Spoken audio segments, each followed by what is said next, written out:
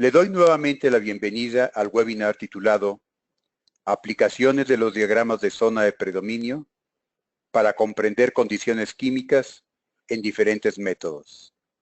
Y estará a cargo del doctor Alberto Rojas Hernández, quien es investigador y profesor de la Universidad Autónoma Metropolitana, Unidad Iztapalapa, área de Química Analítica. El doctor Alberto Rojas hizo su licenciatura en la FES Cuautitlán, UNAM, 1981. La maestría, también en la Facultad de Química, en el 88. Su doctorado en la UAM Iztapalapa, en el 95. Y realizó un postdoctorado en la Universidad de Masaryk, en Brno, República Checa. Ha dado cientos de cursos curriculares en la UAM Iztapalapa, donde actualmente es profesor titular, en la FES Cuautitlán de la UNAM, donde comenzó su carrera académica e impartió clases de 78 hasta el año de 2000. Tiene alrededor de 130 publicaciones en revistas nacionales e internacionales de prestigio. Ha dirigido 45 tesis en total en los niveles de licenciatura, maestría y doctorado. Es miembro de la American Chemical Society, de la Society of Biological and Organic Chemistry, de la Sociedad Química de México y de la Asociación Mexicana de Química Analítica, entre otras asociaciones científicas. Recibió el Premio de Docencia 2000 en la UAM Iztapalapa y el Premio de Investigación 2007 de las Divisiones de Ciencias Básicas e Ingeniería de la UAM. También se le otorgó el Premio Nacional Andrés Manuel del Río 2011. Pertenece al Sistema Nacional de Investigadores desde 1989 y actualmente es investigador nacional nivel 3 en el mismo. Ahora cederé el micrófono al doctor Rojas para que dé inicio su presentación. Le agradezco mucho al doctor Carlos Ruiz su presentación y a los organizadores de estos webinars. Me siento muy honrado por estar aquí. Y bueno, el contenido de mi charla será la siguiente. La introducción será una introducción breve para hablar de las especies químicas en métodos de análisis y de preparación de diferentes materiales. Después recordaré lo que entendemos nosotros por polidonadores de partícula en sistemas de dos componentes ML, para dar paso a la construcción de diagramas de zonas de predominio con el algoritmo de Gastón-Charlot para este tipo de sistemas en escala de PL, que sería el menos logaritmo base 10 de la concentración de L y siendo L la partícula, y luego la generalización del método para sistemas de 3 componentes y de 4 componentes cuando impongo el pH. Y bueno, en ese caso, ya en 4 componentes, hablaré de la aplicación de diagramas de zonas de predominio bidimensionales a la comprensión de titulaciones complejométricas. Y finalmente, pues hablaré de otros campos de oportunidad para la aplicación de estas representaciones gráficas. Entonces, nosotros podemos encontrar en la preparación de materiales diferentes recetas. Aquí, en esta referencia que muestro abajo, tenemos la formación de un catalizador a base de un soporte de óxido de silicio, que puede ser SBA15 o HMS, al que se le pone una capa de óxido de cesio, y luego se hace la impregnación de una solución de HPW en terbutanol. Ahora, el HPW no es otra cosa que el ácido fosfotúngstico, y aquí muestro una gráfica, un esquema de lo que sería la estructura de esa especie, que tiene un fósforo, un fosfato en el hueco tetraédrico que forma una estructura de Kegging rodeada por octaedros, en donde esos octaedros representan el ion tungstato y en el centro de cada octaedro tenemos un átomo de tungsteno y en los vértices átomos de oxígeno. Hoy no voy a hablar de esa especie, voy a hablar de otro tipo de especies que se usan en las titulaciones complejométricas, y esas titulaciones normalmente son procedimientos en donde se hace reaccionar un ion de elemento metálico con un ligante para formar un complejo o compuesto de coordinación. El primer ejemplo que voy a mostrar es el del ion hierro 2+, que sería el ion de elemento metálico, que al reaccionar con la 1,10-fenantrolina, que jugaría el papel de ligante, puede formar este tipo de estructura, un complejo de hierro con 3 ortofenantrolinas, y que es de color rojo y puede usarse para hacer determinaciones de hierro tanto en análisis cualitativo como en análisis cuantitativo.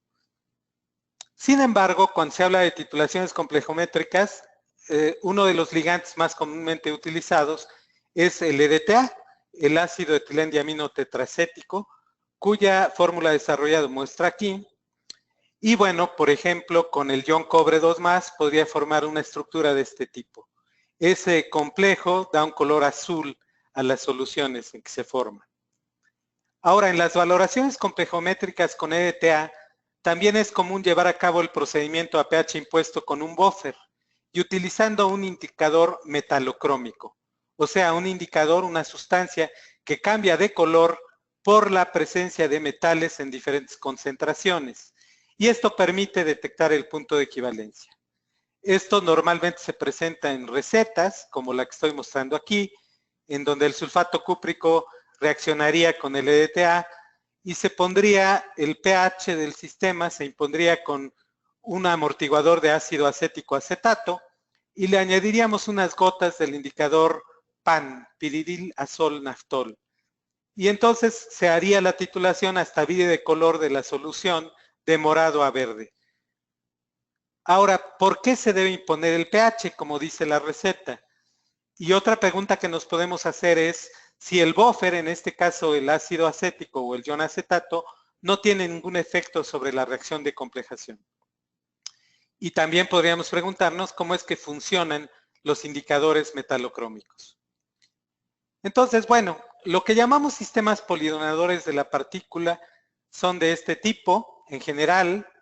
Aquí L sería la partícula, MLN es el donador de esa partícula, M sería el receptor de la misma, y hay N-1 anfolitos en el sistema que pueden actuar como donadores o como receptores de esa partícula. Voy a poner algunos ejemplos. Por ejemplo, si la partícula es el protón, estoy en un esquema de reaccional ácido-base de Bronsted, el ion fosfato sería el receptor de ese protón, el ácido fosfórico sería el donador, y hay dos anfolitos en ese sistema, que son el fosfato diácido y el fosfato monoácido. Pero podemos tener otro tipo de sistemas de este tipo. Aquí, por ejemplo, el ion acetato sería la partícula que es el ligante del cobre, y estoy en un esquema de formación de complejos o compuestos de coordinación. En este caso, el tetraacetato de cobre sería el donador de acetatos, el receptor de esos acetatos sería el ion cobre, y hay 3 anfolitos en el sistema. Ahora tenemos una encuesta para la audiencia.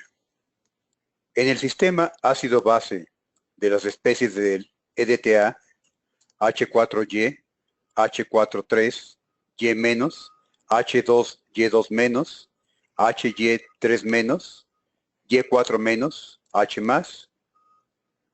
Doctor Alberto, ¿puede leer las posibles respuestas? Sí, gracias. En el inciso A de esta pregunta es que no hay anfolitos en el sistema. En el inciso B tenemos que H2Y2- sería el único anfolito en el sistema. En la respuesta del inciso C se dice que H3Y- y HY3- serían los únicos anfolitos en el sistema. Y finalmente, en el inciso D, hay 3 anfolitos en el sistema, que son H3Y-, H2Y2- y HY3-. Le pedimos a los asistentes que respondan sobre la pantalla interactiva, eligiendo la opción más adecuada. La encuesta se cierra en 5, 4, 3, 2, 1. El mayor porcentaje del público, un 91%, respondió que D es la respuesta correcta. ¿Es esto cierto, doctor Alberto? Así es, doctor Carlos. El inciso D sería la respuesta correcta.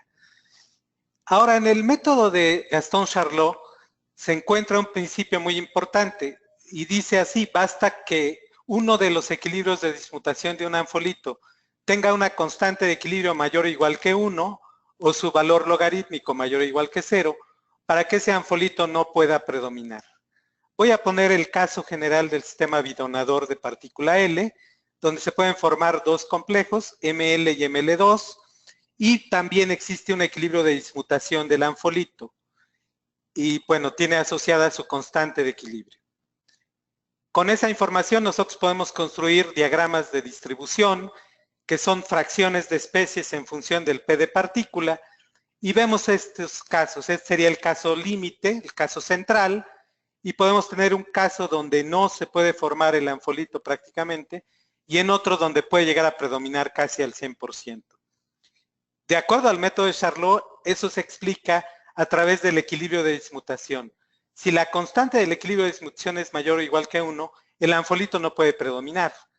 Si fuera igual a 1, sí está presente en el sistema, pero no predomina. Y basta que la constante de dismutación del anfolito ml sea menor que 1 para que sí pueda predominar. Charlot ideó un algoritmo gráfico para llegar a esta conclusión sin tener que ver el diagrama de distribución. Hizo el algoritmo gráfico de la escala de predicción de reacciones, que en escala de PL coloca los pares donador-receptor conjugado. Aquí vemos el caso donde el log de K de formación 1 es menor al log de K de formación 2. Eso lleva a la conclusión de que el anfolito dismuta con una constante de equilibrio mayor o igual que 1, de manera que no puede predominar.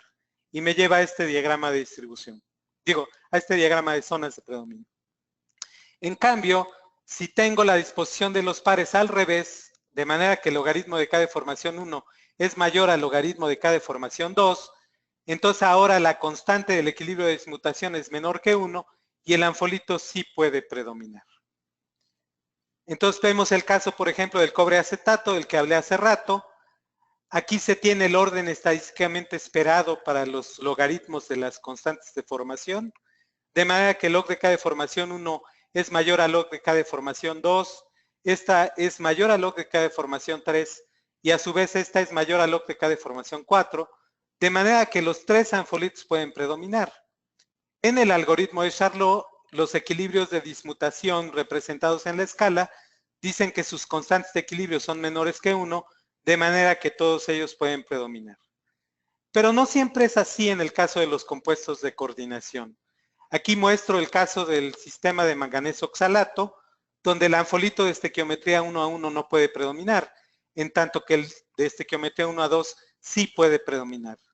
Aquí no se cumple el orden estadísticamente esperado, porque el log de K de formación 2 es mayor al log de K de formación 1, aunque también es mayor al log de K de formación 3. En el método de Charlot vemos que el anfolito de estequiometría 1 a 1 tiene este equilibrio de dismutación representado con esta K de equilibrio mayor a 1 y eso hace que no pueda predominar. Entonces tengo que quitarlo de la escala, simplificarla y a la hora que lo quito y tengo la escala simplificada, veo que el anfolito de estequiometría 1 a 2 sí puede predominar. Por eso llego a este diagrama de zonas de predominio. Ahora tenemos una encuesta para la audiencia. ¿Cuál es el diagrama de zonas de predominio de la especie de hierro 2? ¿Cómo funciona como función del P de la ortofenantrolina? De acuerdo al diagrama de distribución y a los datos que se muestra arriba, ¿y qué especies pueden predominar?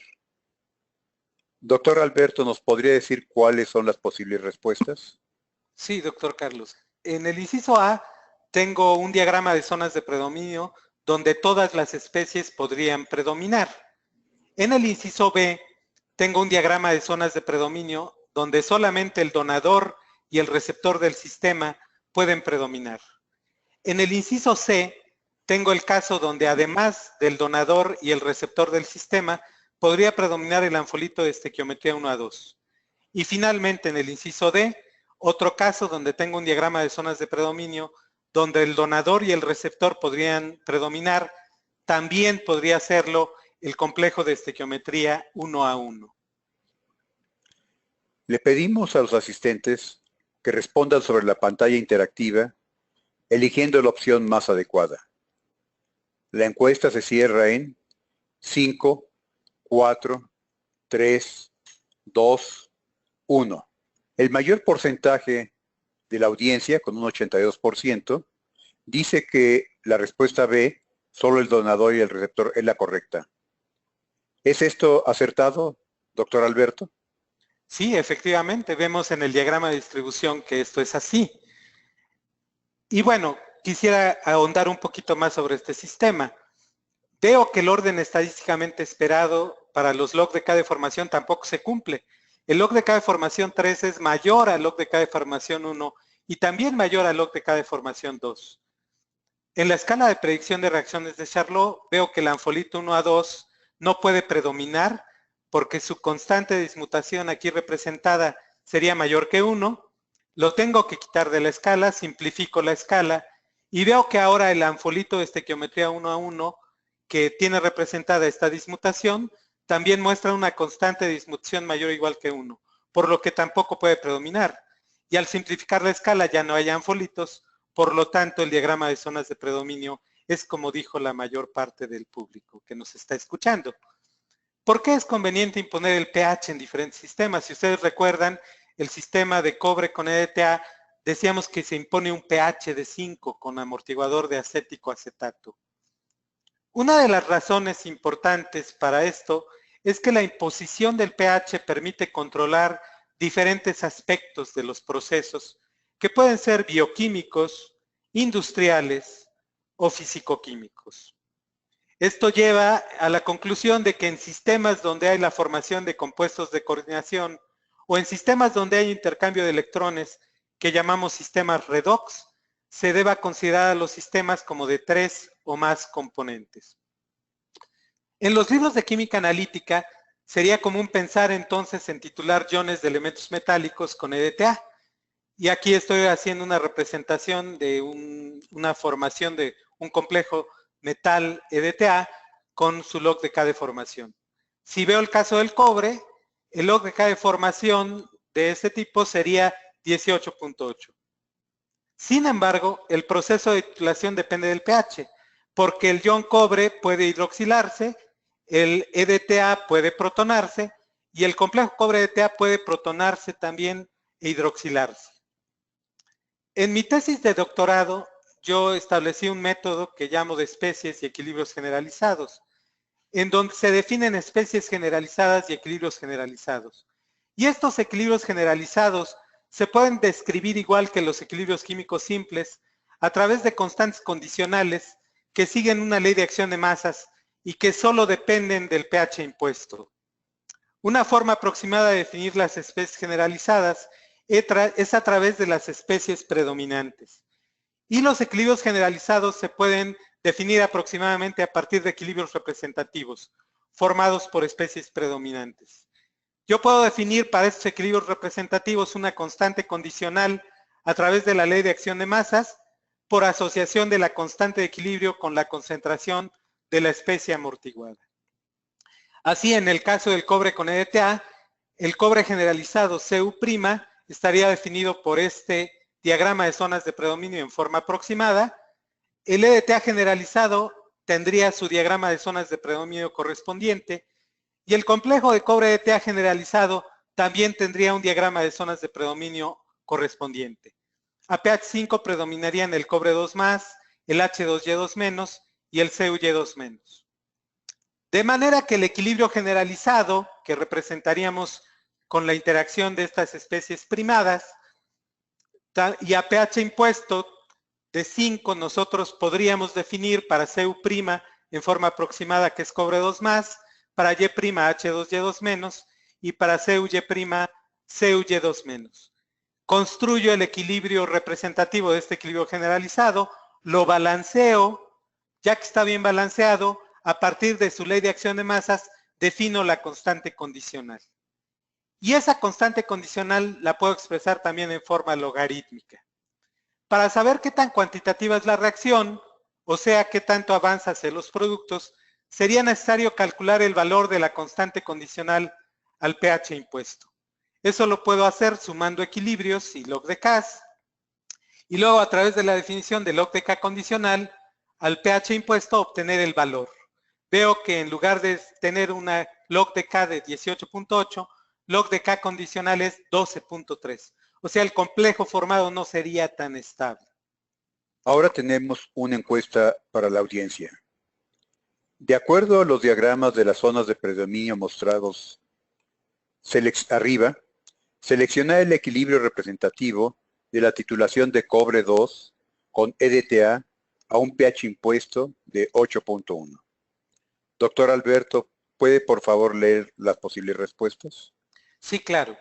En el inciso A tenemos un equilibrio que estaría formado por el monohidroxo cobre, que reaccionaría con el EDTA monoprotonado para dar lugar al complejo de cobre EDTA dicargado y una molécula de agua. En el inciso B tendríamos el ion cobre 2+, que reaccionaría con Y4- para dar lugar al complejo de cobre de EDTA dicargado. En el inciso C, el monohidroxo cobre reaccionaría con Y4- para dar lugar al complejo de cobre EDTA dicargado con un oxidrilo. Y finalmente, en el inciso D, el monohidroxo cobre reaccionaría con el EDTA monoprotonado para dar lugar al complejo cobre EDTA dicargado y un oxidrilo. Le pedimos a los asistentes que respondan sobre la pantalla interactiva eligiendo la opción más adecuada. La encuesta se cierra en 5, 4, 3, 2, 1. Con un 80%, el público responde que la respuesta A es la correcta. ¿Es esto cierto, doctor Alberto? Sí, efectivamente, porque aunque podríamos pensar que es el inciso D, que está formado por las mismas especies predominantes, solo el equilibrio representado en el inciso A está bien balanceado. Y bueno, hasta aquí parece que se han considerado los efectos importantes para comprender las titulaciones complejométricas y de oxidorreducción, entre otras metodologías de análisis químico. Sin embargo, para imponer el pH en disoluciones acuosas, es necesario utilizar un sistema amortiguador o buffer. Así, para imponer el pH a 5, como lo dice la receta que vimos al principio, en agua se acostumbra a utilizar el amortiguador de ácido acético ion acetato, el cual debe estar más concentrado que las demás especies o componentes del sistema, para que se pueda imponer el pH. Ahora, el predominio de las diferentes especies del EDTA o de los complejos de cobre con EDTA en este caso, no depende de los acetatos. Pero el ion cobre 2+, como ya lo hemos visto, puede reaccionar con los iones acetato, por lo que es imprescindible mostrar que el método de especies y equilibrios generalizados es aplicable al caso de 4 componentes con doble amortiguamiento, que en este caso serían el pH y la concentración del amortiguador. Afortunadamente, también en mi test de doctorado pude definir especies generalizadas y equilibrios generalizados a segundo orden, y estos últimos pueden describir la química del sistema igual que los equilibrios químicos simples, pero a través de constantes bicondicionales, porque van a depender solamente del pH impuesto y de la concentración del amortiguador. Una forma aproximada de definir la especie generalizada sigue siendo a través de especies predominantes.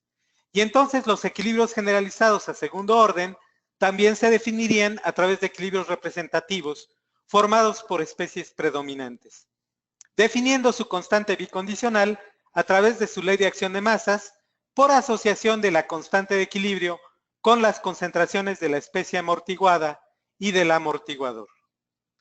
Entonces, en este caso, donde el pH está impuesto considerando ahora ya al amortiguador, tengo el equilibrio generalizado a segundo orden, que ahora están representadas las especies con 2', y como ya dije antes, el EDTA y los complejos cobre-EDTA no forman otras especies con acetato, pero el ion cobre, además de hidroxilarse, presenta la formación de los complejos acetato.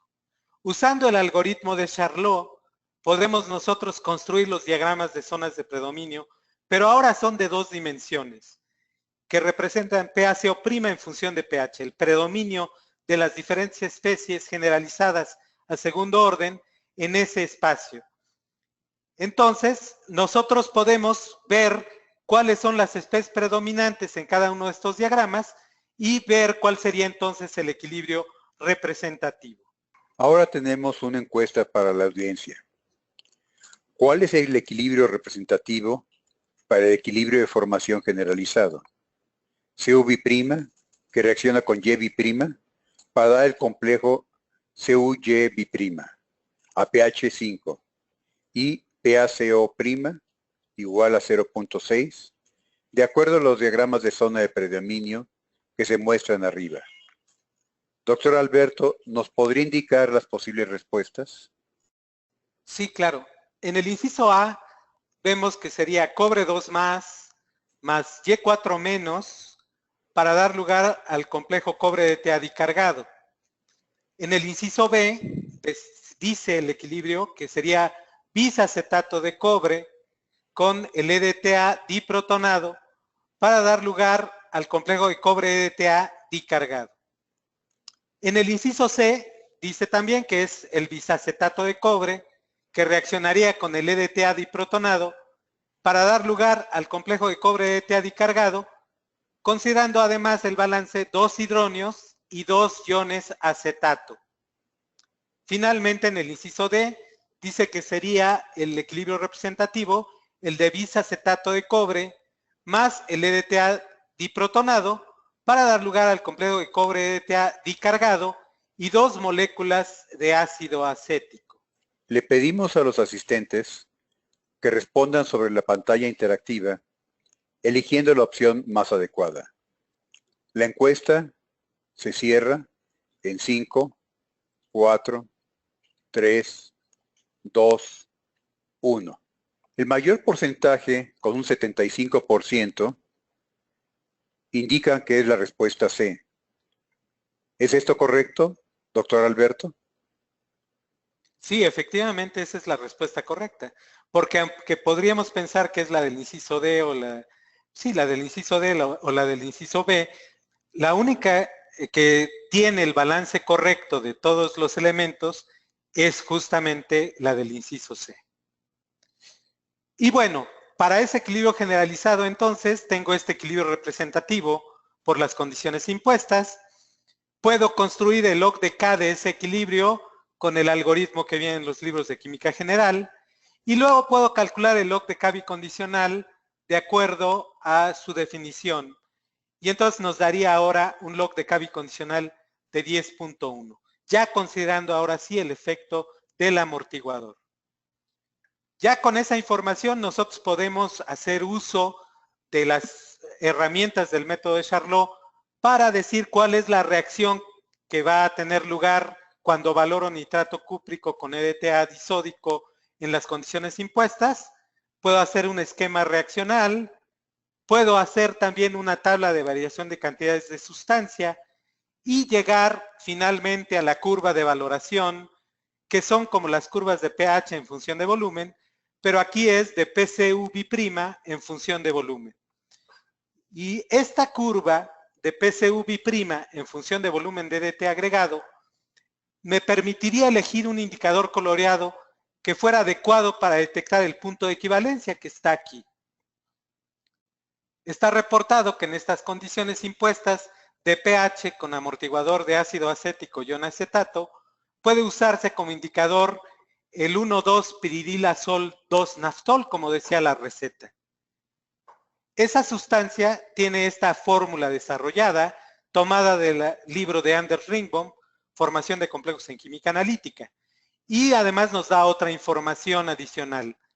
Vemos que además de las constantes de acidez y la constante de formación del complejo que se forma con PAN, también nos dice que el complejo de PAN con cobre es de color rojo, en tanto que cuando el PAN está libre de cobre, al pH impuesto de 5, es de color amarillo. Para tratar de explicarles cómo va a funcionar el indicador metalocrómico, tengo estas fotos donde muestro unas soluciones. Esta es la solución de cobre con acetato a pH impuesto de 5. Esta que está aquí sería una condición estequiométrica de cobre con EDTA 0.01 molar en las condiciones impuestas. Es más intenso el azul del complejo de cobre EDTA que de los complejos de cobre acetato. Luego aquí tengo un poco de cobre en presencia de PAN a las condiciones impuestas y veo, como dice Ringbaum, que es de color rojo. Y finalmente tengo una solución en donde tengo PAN a las condiciones impuestas, pero no tengo cobre. y esa solución es de color amarillo. Entonces, al inicio de la valoración, yo vería la mezcla de colores de cobre acetato, los complejos de cobre acetato, con el color rojo del indicador, porque como hay mucho cobre, se forma el complejo de cobre con pan. Entonces es prácticamente el color inicial muy parecido al que habíamos visto anteriormente. Sin embargo, conforme se va formando el complejo de cobre ETA, vemos que el sistema se va tornando morado, porque el azul del complejo cobre ETA es más intenso que el del cobre acetato. Y con el color rojo del cobre que acompleja al pan, pues se va a ver morado, hasta el punto de equivalencia. Pero cuando llego al punto de equivalencia, súbitamente el pan pierde el cobre, porque ya hay muy poquita concentración de cobre en el sistema, ya que todo se ha transformado a complejo cobre ETA azul intenso, y entonces el pan es amarillo. Y entonces veo la mezcla de colores, que sería un verde como el que se muestra aquí en la fotografía. Ahora tenemos una encuesta para la audiencia. Aproximadamente, ¿cuál es el intervalo de vida del pan en escala de PU' y su cambio de color? En la valoración de 30 mililitros de cobre, 2, 0.01 molar, con EDTA 0.06 molar, a pH igual 5, impuesto con acetatos a concentración de acetato biprima igual a 0.25 molar. Esto es PaCO' igual a 0.6, de acuerdo a la curva de valoración arriba mostrada. Doctor Alberto, ¿podría leer las posibles respuestas? Sí, claro. En el inciso A, el intervalo de vida de PCU biprima sería de 7.8 a 9.8, cambiando la solución de color de rojo a amarillo. En el inciso B, el intervalo de vida de PCU biprima iría de 5 a 7, cambiando de color de morado a verde. En el inciso C, el intervalo de vida de PCU biprima sería de 5 a 7, pero cambiando de color la solución de rojo a amarillo. Y finalmente, en el inciso D, el intervalo de vida de PCU biprima sería de 7.8 a 9.8, cambiando de color la solución de morado a verde. Le pedimos a los asistentes que respondan sobre la pantalla interactiva, eligiendo la opción más adecuada. La encuesta se cierra en 5, 4, 3, 2, 1. Hasta ahora hemos tenido 4 respuestas muy acertadas de parte de la audiencia. Veamos si esta quinta respuesta también la audiencia tiene la razón. Aparece con 61% la respuesta B. ¿Es esto correcto, doctor Alberto? Sí, claro, esa es la respuesta correcta. Como vimos en las fotografías, el sistema cambia de morado a verde y el intervalo de vida de color debería ser de 5 a 7 porque ahí se encuentra el punto de equivalencia. Si fuera de 7.8 a 9.8, nosotros podríamos cometer un error muy grande en la detección del punto de equivalencia. Entonces, este debe ser lo que debe ocurrir en el sistema. Para poder explicar eso, voy a volver a usar el método de especies y equilibrios generalizados. Entonces vemos que el equilibrio generalizado a segundo orden de formación de complejos de cobre con pan sería Cu biprima más pan biprima para dar Cu pan biprima. Estos serían los diagramas de zonas de predominio. El de Cu biprima ya lo conocíamos. El del pan ahora es así, es un poco más simple que el de las especies de DTA. El de los complejos de cobre con pan, de hecho, solo tenemos información de uno solo, y pues sería esa especie en todo el sistema, que es la de color rojo. Y acá tengo el diagrama de ACO' del acético acetato. Entonces puedo elegir a través de estos puntos rojos que muestran las coordenadas de pH impuesto de 5 y PaCO' de 0.6, cuáles son las especies predominantes, y puedo entonces construir el equilibrio representativo para este equilibrio generalizado. Con el método que conocemos desde la química general, construyo su valor de log de K para el equilibrio representativo con la información de la literatura, y luego, a través de la asociación del protón y el acetato con la constante de equilibrio, puedo obtener el log de K bicondicional aproximado para este equilibrio generalizado. Y eso sería 6.6. Eso lo puedo yo colocar en una gráfica de PCV' en función de volumen que vimos anteriormente y vemos que efectivamente coincide con lo que habíamos previsto. El intervalo de vida del indicador es aproximadamente de 5 a 7, es de 5.6 a 7.6. Entonces es un indicador que está muy bien elegido. Y bueno, yo espero que a partir de todo lo que hemos platicado, ustedes hayan visto cómo es que podemos explicar la formación de diferentes especies en sistemas que ya nos permiten predecir o interpretar lo que ocurre en la realidad. Si me quedo con la química de los libros de química general, pues yo podría pensar que lo que se forma es este complejo a través de la interacción de estas especies con este log de K de formación. Si sé un poco acerca de la influencia del pH sobre los sistemas, puedo tratar el equilibrio como un equilibrio generalizado a primer orden y obtener el equilibrio representativo y un log de K condicional de 12.3.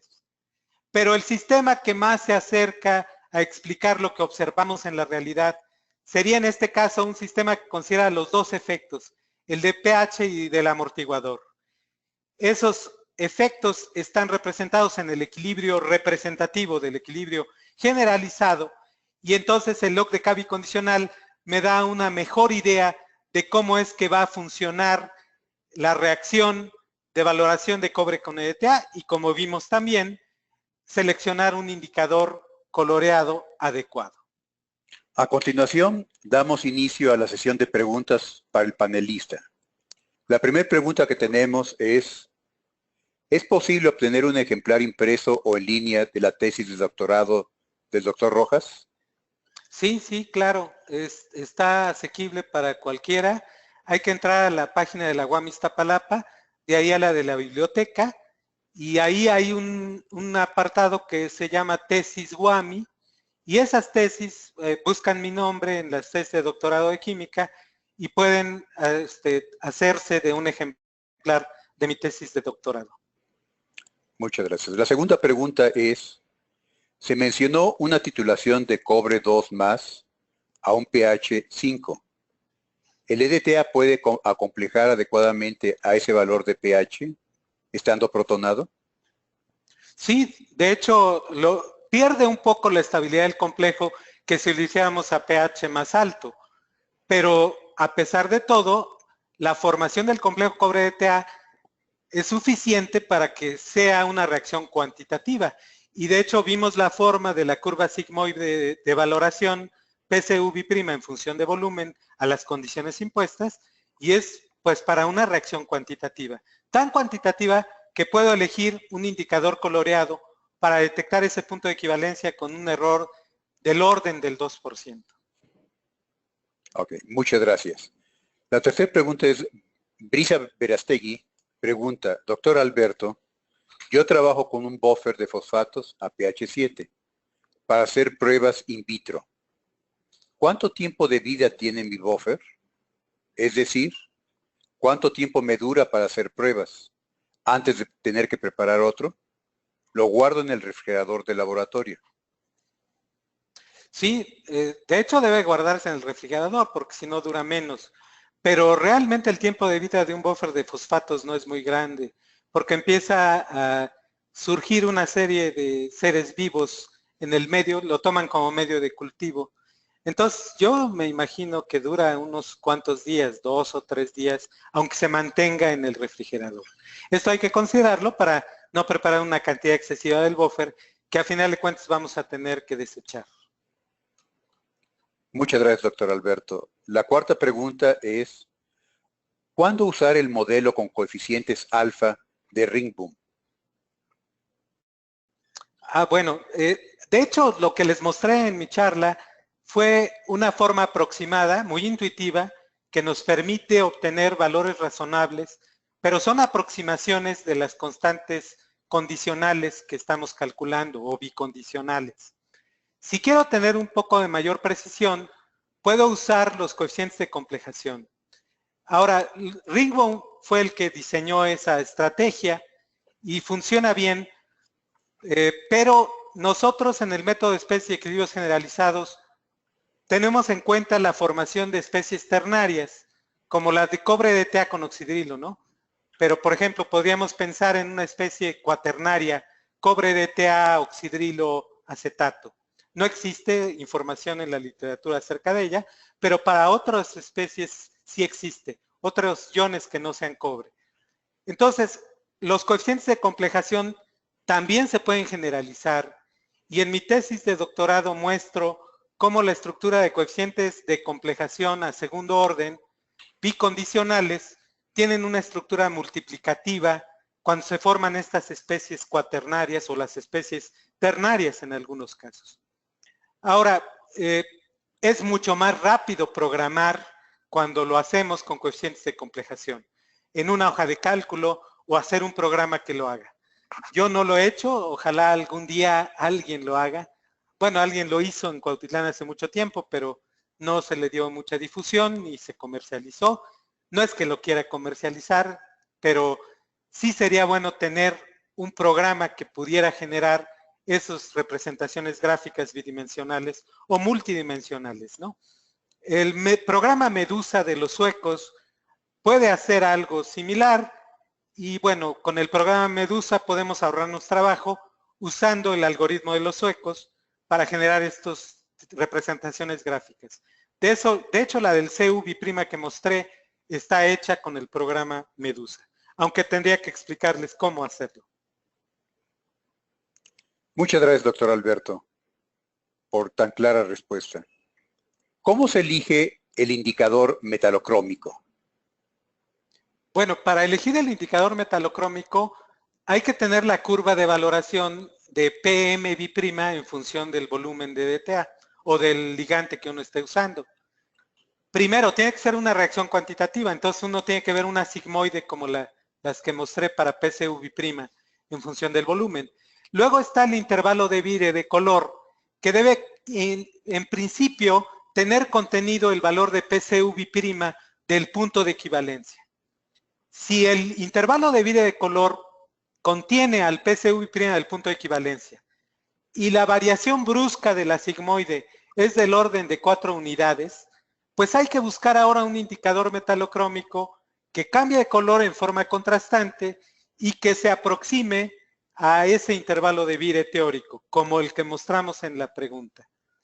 Eso implica otra vez el cálculo de la constante de equilibrio bicondicional, considerando el ion del elemento metálico y la sustancia que pienso usar como indicador metalocrómico. Y ya con eso, pues entonces puedo saber si sirve o no sirve el indicador coloreado.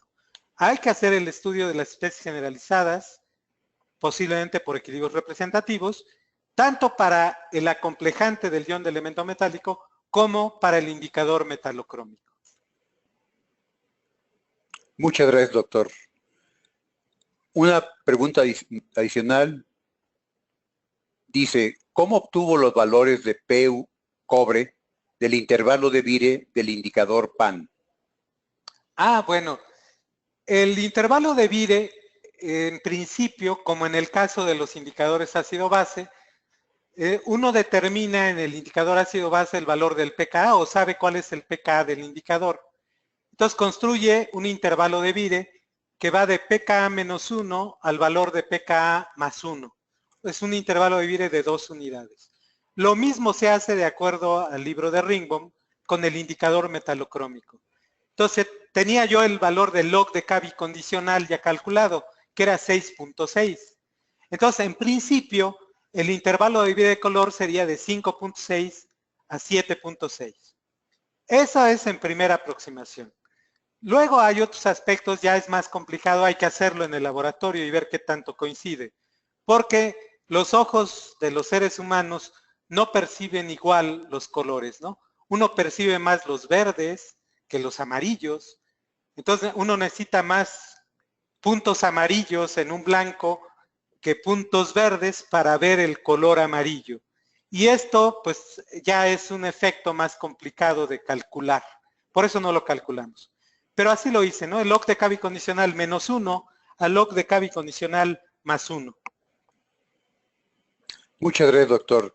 Aquí nos están haciendo una pregunta interesante. ¿Dónde se pueden encontrar más ejercicios como los mencionados para poder profundizar más? Bueno, en el libro de Ringbaum hay algunos ejercicios, no en todos los capítulos, pero se pueden ver ahí. Nosotros hicimos en la UAM un libro que se llama Aplicación de los diagramas de zonas de predominio al análisis químico. Entonces, en ese libro ponemos algunos ejemplos. Desgraciadamente, no son muchos. Y bueno, efectivamente, deberíamos de ocuparnos en hacer un libro que tuviera muchos ejemplos para que esto pudiera reforzar el conocimiento de las personas interesadas en este algoritmo. Hay una pregunta adicional en el cual se involucra si puede haber otro tipo de solventes. ¿Es posible aplicar su enfoque de estudio de la reactividad química en disolventes moleculares diferentes al agua? Y si es así, ¿qué consideraciones deben de tomarse? Sí, de hecho sí es aplicable el algoritmo para otros solventes. Obviamente es muy transparente su aplicación para solventes similares al agua, que son aquellos que tienen un equilibrio de autoprotólisis como el agua, ¿no? Estos, por ejemplo, serían los alcoholes, sobre todo los de bajo peso molecular. Hay otros disolventes en donde no existe el equilibrio de autoprotólisis. Entonces, en esos casos es más difícil hacer el uso del algoritmo de Charlot tal cual. Hay que hacer algunas aproximaciones y algunas diferencias.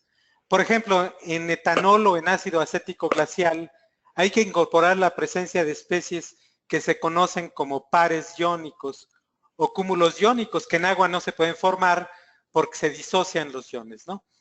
Pero de todas maneras sí es aplicable el método de Charlot. Habría que ver, fuera de los alcoholes, casos ya particulares, pero se ha aplicado a mezclas acetonitrilo-agua, a mezclas de MCO-agua, y bueno, los solventes más distintos al agua tendrán la formación de otro tipo de especies. Pero inclusive en solventes fundidos se ha aplicado el método de Charlot. El profesor Tremillón y el doctor Ignacio González hicieron estudios de ese tipo en solventes que son sales fundidas, ¿no? Entonces sí es aplicable el método de Charlot. Ok, muchas gracias, doctor. Aquí otra pregunta adicional es, ¿cómo logró suavizar las líneas de equilibrio en los diagramas de zona de predominio? Pues estos siempre se obtienen de forma discontinua y sus líneas no son suaves. Sí, efectivamente, se ve que la persona que hizo esa pregunta sabe hacer esos diagramas con el algoritmo aproximado. Y bueno, la suavización del diagrama de zonas de predominio de CUV' se da con el uso de los coeficientes de complejación precisamente, como me habían preguntado anteriormente. Y bueno, en el caso del programa Medusa se hace en forma numérica, porque no usa un algoritmo exacto. Pero el uso de los coeficientes de complejación llevaría a esa suavización en la región donde debería verse la intersección de dos rectas. Ok. Otra pregunta adicional es, instrumentalmente, ¿cómo se hace la titulación con monitoreo de absorbancia por la dificultad de los electrodos para el PU cobre? Y segundo, ¿cómo se relacionan los cálculos propuestos con la absorbancia? Bueno, efectivamente, de medir el PCV' experimentalmente no es tan sencillo. A lo mejor uno requeriría de un electrodo sensible a cobre, un electrodo selectivo al ion cobre. Pero bueno, es mucho más fácil pensar en un método espectrofotométrico. Entonces, nosotros podemos aplicar las leyes ideales de absorción y de hecho la forma de la curva de valoración que se obtendría está en una parte de la presentación puesta como referencia de un artículo que hicimos en la revista Educación Química, si no me equivoco, en 1992. Entonces, simplemente con la tabla de variación de cantidades de sustancia que mostré, hago la sustitución de las ecuaciones en la ley de aditividad y las leyes de Beer, y así puedo predecir la forma de la curva espectrofotométrica. Y no solo la curva espectrofotométrica. Podría predecir cualquier curva que se me ocurra midiendo lo que yo piense que puedo medir, siempre y cuando sepa cómo se relaciona esa medición con la composición química del sistema. Muchas gracias. El tiempo se nos está agotando, entonces tenemos una última pregunta para el doctor Alberto. Doctor Alberto, ¿se puede hacer ese tipo de diagramas cuando se tiene más de un metal en la solución? Sí, claro que sí. Solo que la escala de predicción de reacciones pues indica que hay varias reacciones de valoración. Y bueno, se hace de acuerdo al método de Charlot, como se puede predecir para una curva de una mezcla de ácidos o bases o ácidos polipróticos, ¿no? Entonces sí se puede hacer cuando hay unas mezclas, por supuesto. El tiempo límite para la sesión de preguntas ha finalizado. Tenemos tiempo para algunos comentarios finales del doctor Alberto. Sí, gracias, doctor Carlos. Bueno, precisamente los diagramas de zonas de predominio que mostré pueden aplicarse en otros campos, aunque lo que mostré pues es fundamentalmente aplicable a la interpretación de titulaciones complejométricas o de óxido-reducción de métodos de análisis típicos realizados por volumetría.